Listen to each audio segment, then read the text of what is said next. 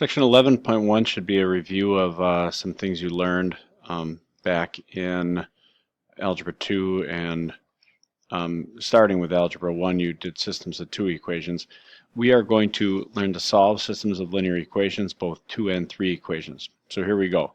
This first problem, let me grab a marker here, is asking us to verify that the listed ordered triple is a solution to the system of equations. You'll notice this equation has this system has three equations, and there is an x, y, and z ordered triple as opposed to an ordered pair. So we have three dimensions here. So is this a solution? Well, all we have to do is substitute 1 for x, -1 for y, and 2 for z into each equation and make sure it works. So in the first one, I plug in 1. 3 times 1 is 3, plus y, which is -1, minus 2 times 2, which would give me 4. And does that equal -2? And indeed it does. -5 plus 3 would give me -2. So that one's good. Second one, 5 times 1 is 5, plus 3 times 2 is 6. Does that equal 11? And indeed it does again. And then the last one, -4 times 1 is -4, minus 2 times -1 is a +2, plus z, which is 2, and that gives me 0. So this ordered triple makes all three equations true. So the answer is yes. 1, -1, 2 is a solution to the system. And that is what you should do whenever you get done solving a system to make sure that your solutions are correct. Okay? All right, now, how do we solve the system? Well, we have two methods. In Algebra 1 and Algebra 2, you learn to solve systems by a method called substitution and a method called elimination. Now, in this particular equation here, I'm going to use substitution. This y value right here I notice is almost by itself. So I'm going to rewrite that equation. I'm going to divide both sides by -1.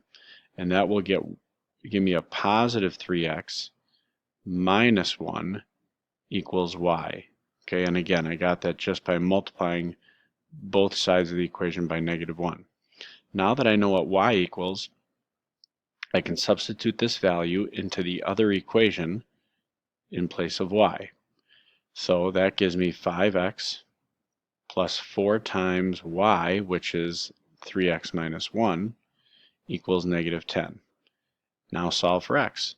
5x plus 12x minus 4 is -10. 5 and 12 makes 17. And then adding 4, I'm just going to do this real quick before I forget. I'm going to need my calculator later. So adding 4 now to both sides, -10 plus 4 would give me -6. So x gives me -6/17.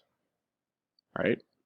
Now y, we're going to take this now, we can plug it into any equation will work. We can put it in for this x, any equation that has an x and a y in it here will work. But this one is the easiest because y is already by itself. So if I go 3 times -6/17 minus 1 equals y. So that's -18/17 if I multiply minus 1. And since y is 17/17, this will give me -35/17 for y. Notice I didn't use a calculator at all. A calculator should be unnecessary. If you start, pointing away at your calculator every time right away, you'll never get better at this. Just real quick to check this quickly.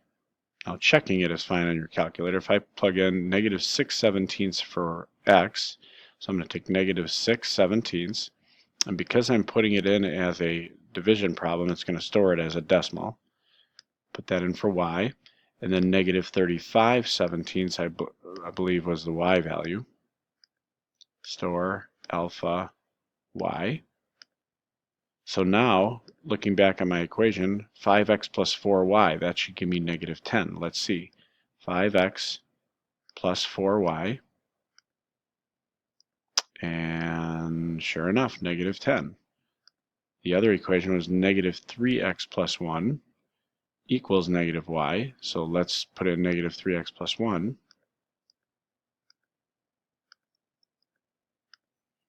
Gives me 2.0588. Well, negative, that's the opposite of y, which is this, so that is correct also.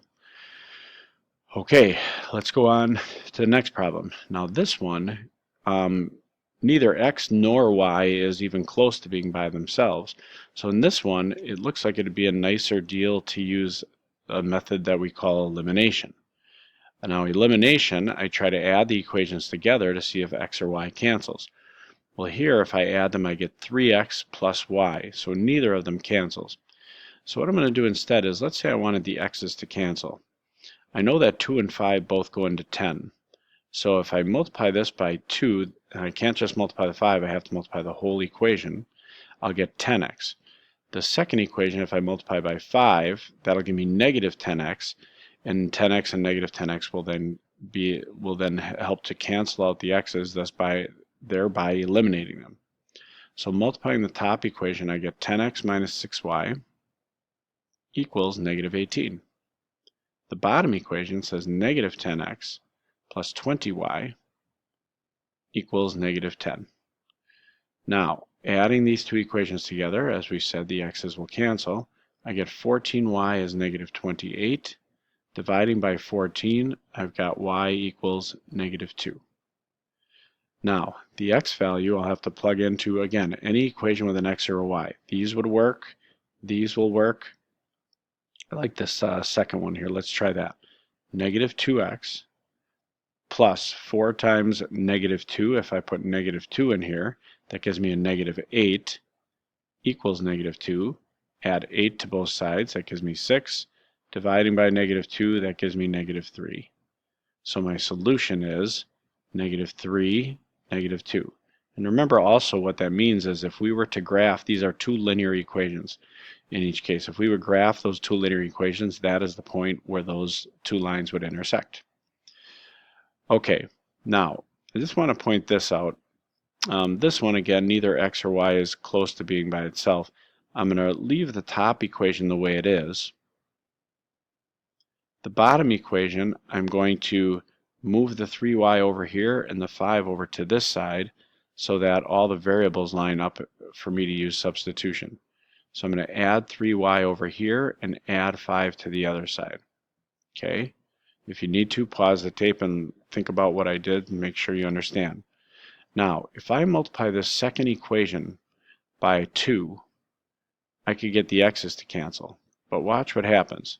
So the top equation, I didn't need to do anything to it this time. The bottom equation, multiplying by 2, I get negative 4x plus 6y equals 10. Well, in the process, you'll notice not only did my x's cancel, but so do my y's. I don't have anything left over here. I've got 0 equals 19. Well, that isn't true.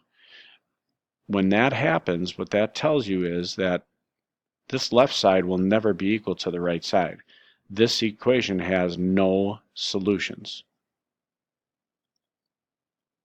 Now, if it had taken place that you would have gotten 0 equals 0, for example, or 5 equals 5, some kind of true statement, that would indicate that there are infinitely many solutions. In other words, the left side will always be equal to the right side, no matter what we put in for x or y. Okay? So make sure you understand when those variables cancel out, it's either going to be no solution or infinitely many.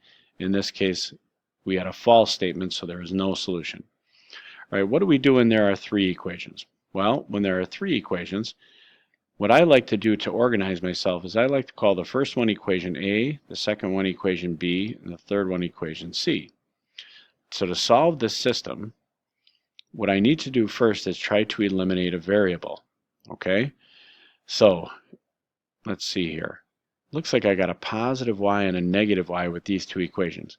So what I'm going to do is add equations A and B together. And let's see what happens.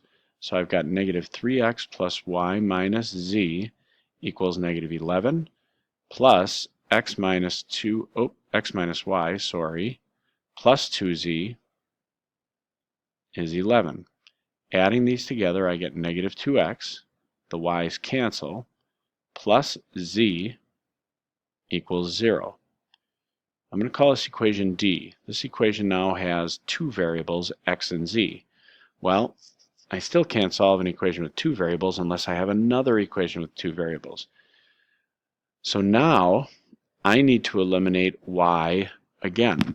So let's say I take equation A and equation C and I try to eliminate y again. So equation A has negative 3x plus y minus z is negative 11, and equation C is 4x minus 2y equals 10.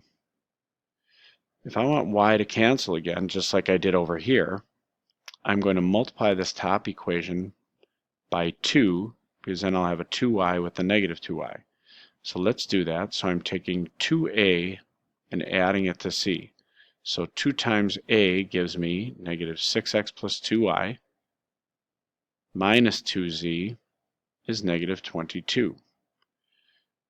Equation C, I don't have to do anything to it because it already has the minus 2y. Those will cancel out fairly easily. Let's see what I have. Negative 6x and 4x is negative 2x. The y's cancel. Minus 2z equals negative 12. I'm going to call this equation E. So now what I have is an equation D and an equation E that only have two variables. So what can I do? Well, now cancel out either the x's or the z's. Looks like if I multiply equation D by negative 1, I'll make that a 2x, which will cancel with the negative 2x. So let's multiply equation D by negative 1. That would give me 2x minus z equals 0. Basically cancels out the signs. Let's add that to equation E, which is negative 2x minus 2z is negative 12. Adding these two equations together, the x's cancel. I've got negative 3z is negative 12. Divide by negative 3 and you find out that z is 4. Now, plugging that into the originals won't help because these have three variables, but I can plug it into, for example, equation D here. So now I have negative 2x plus z, which is 4, equals 0. So now subtracting 4 and dividing by negative 2, I find out x is 2. Now that I know x and z, I could plug them both into one of the top two equations, or just plug x into the third equation, then that will tell me the last answer. So let me use that third equation. 4x, since x is 2, that's 8, minus 2y is 10. So subtracting 8 and dividing by negative 2, I get y is negative 1. So my answer is this ordered triple, 2, negative 1, and 4. And there's your solution to that system of three equations. So it's kind of a long process, okay? Now I have one more example here. I'm at about the 13-minute mark, so I'm going to stop this here and finish on another video.